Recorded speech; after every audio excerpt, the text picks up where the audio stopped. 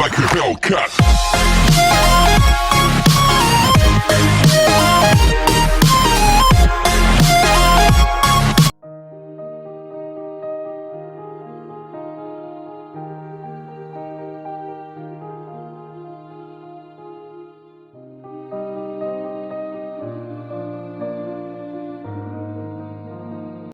The Hellcat.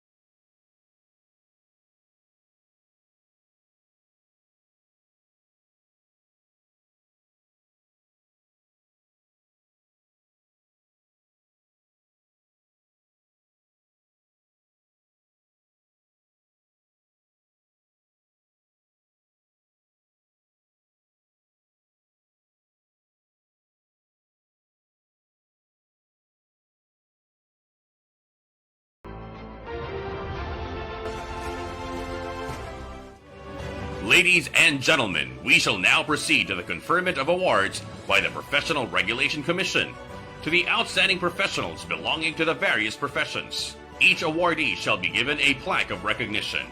The plaque was formally adopted by the Commission through Resolution number 2020-1263 to give special recognition to the recipient as a nation builder and a world-class globally competitive professional.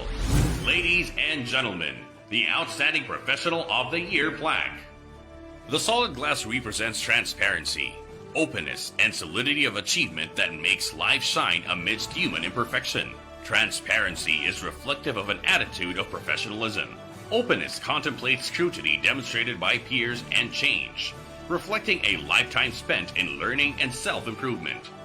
The gold lining symbolizes the reward of professional service rendered with competence and excellence, integrity and fairness, and faithfulness to the public served and to the code of ethics.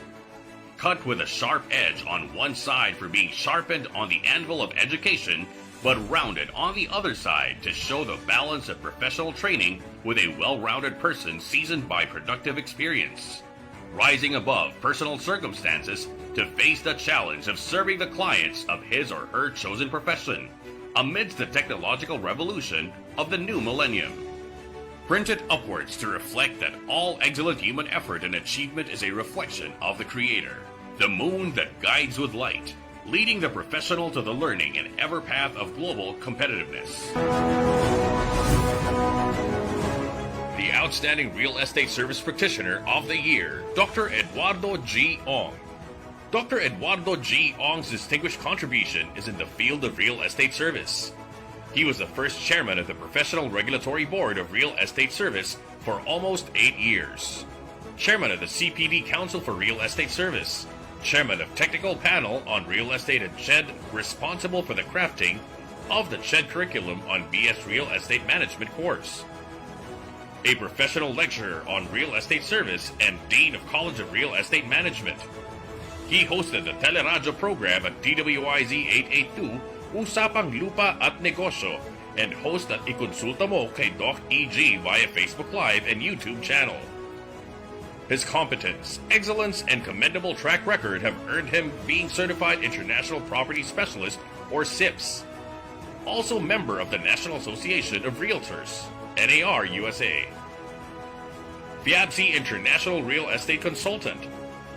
He is a Doctor Fellow in Real Estate Management given by Royal Institution Singapore. Doctor Fellow in Property Management by Academy of Multi-Skills United Kingdom. Doctor of Philosophy in International Real Estate Management by Universidad Panamericana, Macau, China. Outstanding Real Estate Professional of the Decade of NAR Philippines. Realtor of the Year PMRB, in addition to numerous plaques and appreciations from PAREB, CREBA, ENRIA, NAR, Parks, PCCI, and other organizations. He was Vice President for Education of FIABC, past President of the Philippine Association of Professional Regulatory Board member, PAPRB, PRC Diplomate, and Fellow in Real Estate Management by FIABC, past National President of PAREB, past President of Pasay Makati Real Estate Board, past President of Philippine Association of Realty Consultants and Specialists, Vice Chairman of FIABC Philippines, Chairman of Federation of Real Estate Professionals, PRESPI, Vice President of CREBA, Secretary General and Trustee of Realty Service Council of the Philippines, DTI, past President of Philippine Council of Real Estate Educators, evidence of his relentless professional dedication and outstanding career. Once again, the Outstanding Real Estate Service Practitioner of the Year, Dr. Eduardo G. Ong.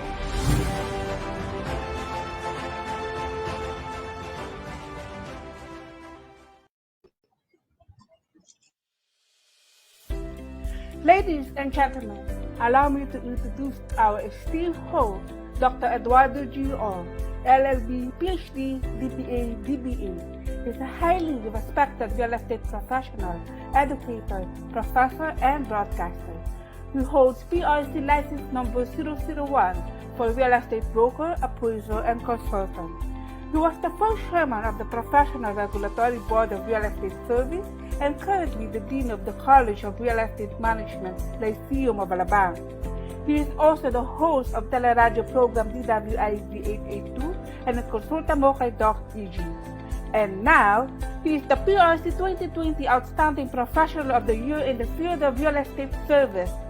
Ladies and gentlemen, please give him a very warm welcome, Doc EG.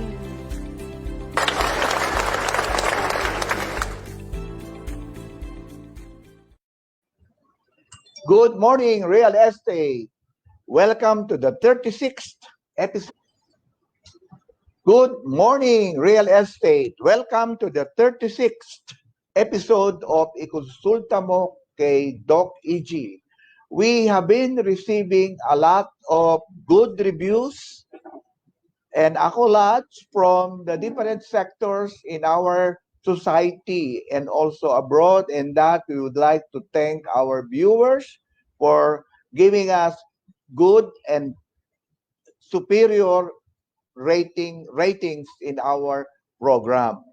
Today, we thought of really, when we brainstorm, we thought of really shifting and providing you topics that would really inspire you on how really not only to succeed in real estate, but likewise in our daily lives. So I have invited a couple who have been for the longest time an OFWs, or the Overseas Filipino Workers in Milan. And as such, they were so inspiring that I have decided to feature them in our program. This couple have spearheaded the organization of what is now popularly known as the Preach Revolution, wherein they're trying to help, or they are helping and guiding OFWs on how to really improve or better their lives, not only in terms of education, in terms of lifelong learning, but also on what to do, especially in real estate investing. No? So, excited po ako dito na maging guest natin to kasi bilib ako dito sa mag-asawang ito. Kaya, naisip namin na ang title natin will be How to Transform the Lives of these OFWs through real estate investing. Alam naman natin that one of the prime movers of our economy is the remittances that we derive from the overseas Filipino workers. That's why we call them the new heroes, no, of the Philippines. They propel the growth and development of our country. And we all know that for decades, siguro mga 3 decades na nga yan, Filipino overseas workers contributed huge amount of dollars to the copper of the Philippines. Indeed, it cannot be underscored, and they can really be dubbed as the new heroes of our society. In 2019, the OFW remitted the total amount of 33.5 billion as we research from Rappler. And the success, we will feature the success, the travails, the challenges of Filipino workers abroad are going to be highlighted and featured in this episode. We will honor the heroes of our society so that we can be able to inspire people that there are new opportunities and income potentials available through real estate investing. You know, I'm so excited to introduce our resource persons who come from now the very prominent Preach Revolution, but team, no? And well, we have Preach Jeff, Joan Manuzon, Rodolfo Sagun, Preach Rebo, Singapore, no? They are from Singapore. And marami po tayo ngayon, huwag kayong magtataka kasi marami tayong guests, marami tayong mga viewers from all over the world.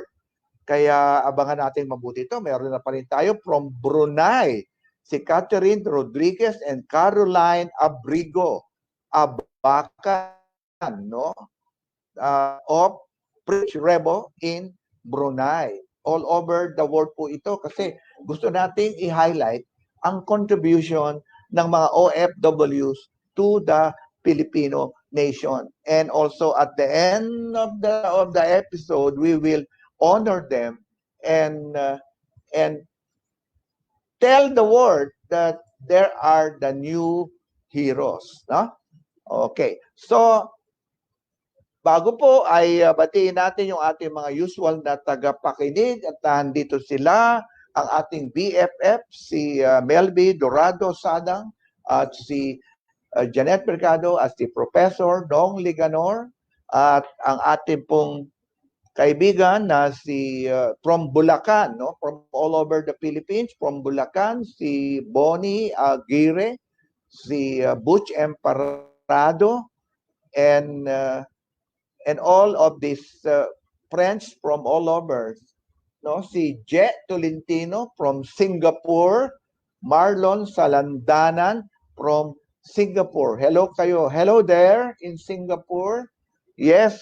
And likewise, let me also greet our good friend from Cebu, si June Golchano from Cebu, and also si Tonton Leoterio from Filipino Homes, and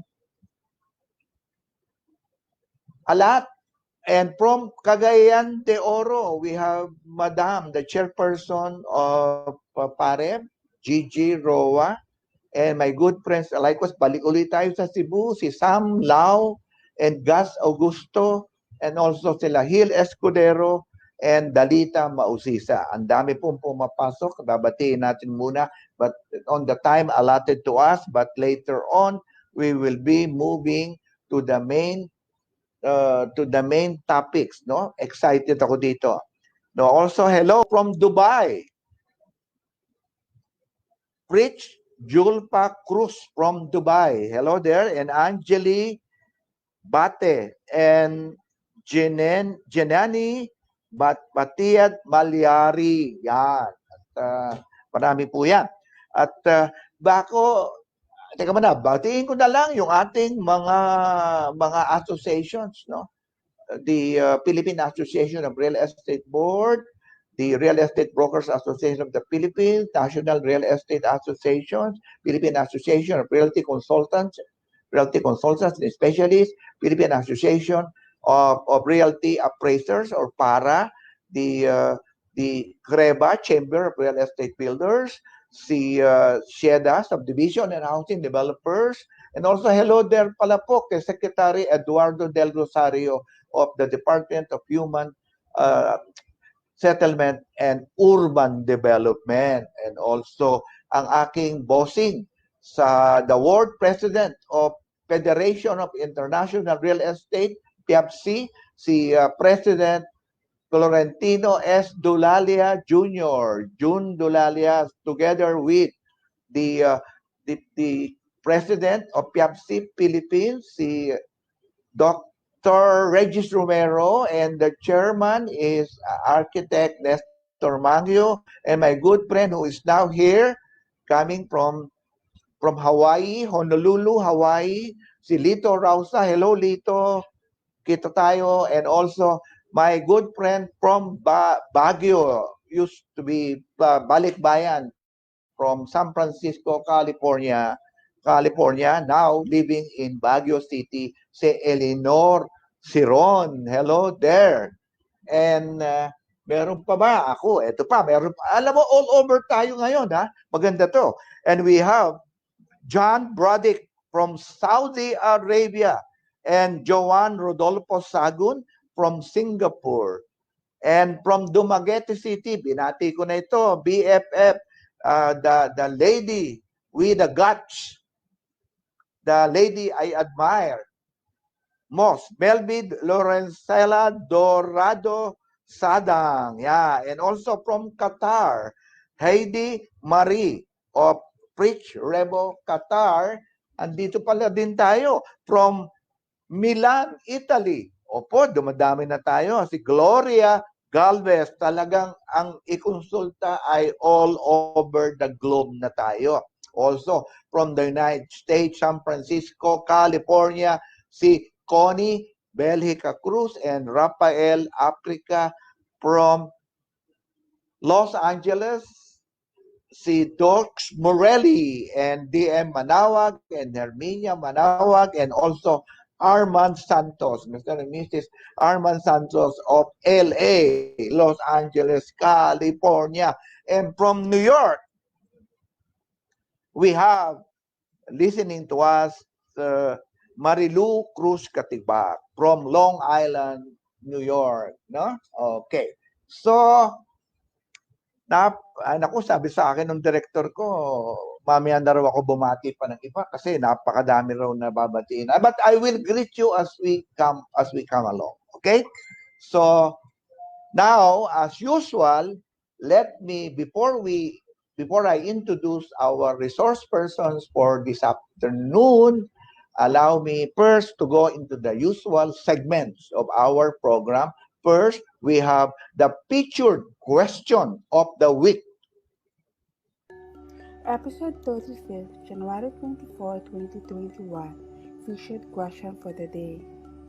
I am an aspiring salesperson. I attended the 8-hour CTP seminar by a real estate organization in November 2020. But when I presented my credentials to PRC, it was rejected because according to them, it should be 12 hours. But there was a memorandum issued by PRC which reduced the CTP requirement from 12 hours to 8 hours because of the pandemic. It is so hard for me to travel from far-flung areas in Cebu to Cebu City and file my application, and to find out that my application was rejected. What shall I do, Doc EG? Please advise me. Yes, I empathize with you. I understand that during the pandemic, well, hanggang ngayon naman, pandemic pa tayo, but in the height of the pandemic, the PRC has issued a memorandum through its Professional Regulatory Board of Real Estate Service, reducing the number of units or hours for new accreditation of new salesperson from 12 to 8. Alam niyo po na talaga ang nasa batas natin is 12. But because of the pandemic, a temporary siguro relief, ginawang 8-8. Kaya I do not see any reason why the PRC will not accept it unless it is submitted after the deadline set forth by PRC. I understand that all of those who attended the 8-hour CPT training must have submitted their requirements and accreditation on or before December 31, 2020. However, yung sinasabi nyo must have been submitted already in 2021. I am sure that if you write an appeal letter to PRC, PRBRES, then they might reconsider and help you. Naintindihan po namin na yung mga nag-attend ay malalayo pa.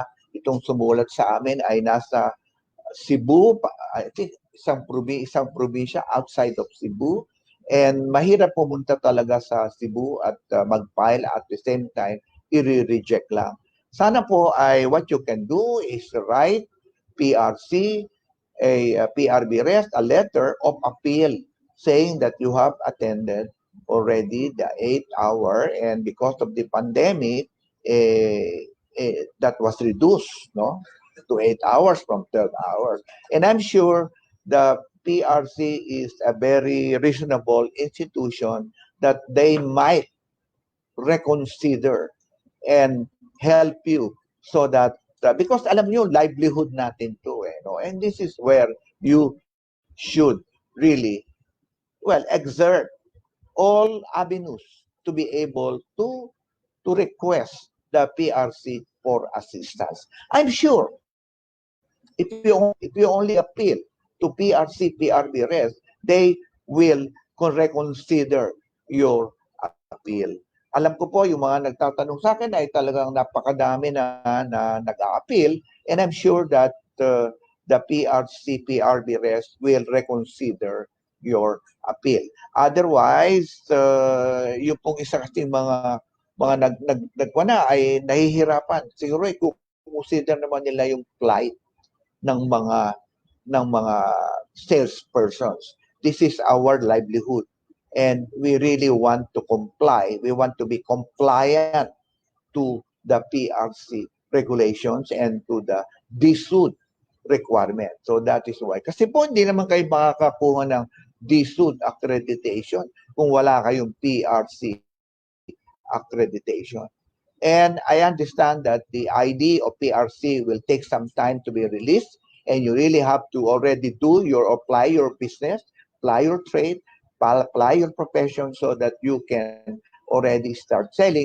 Yun ata pong mga resibo ay pwede nang tanggapin ng DSUD.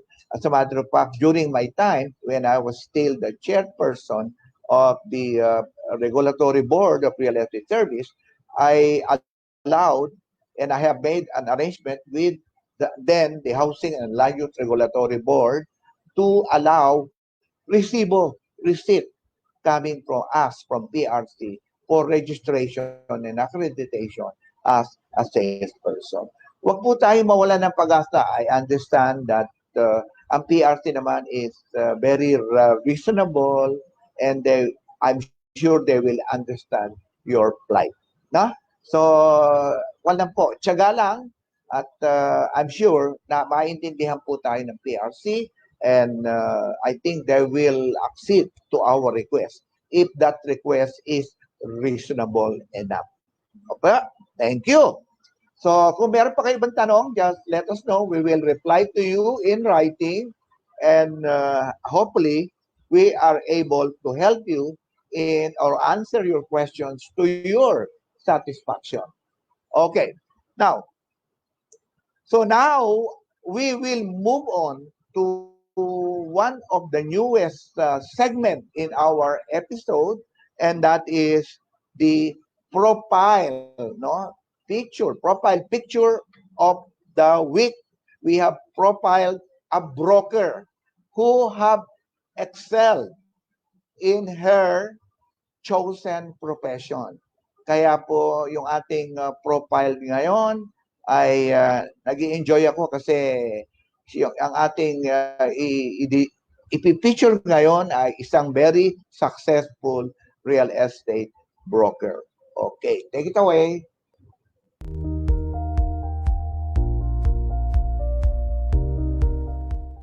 Good morning.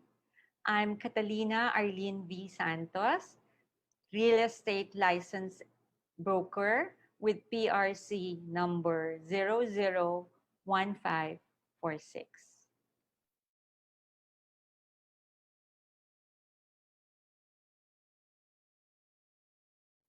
I started my real estate career and got my license in 2007. So this is my 13th year of being a real estate broker.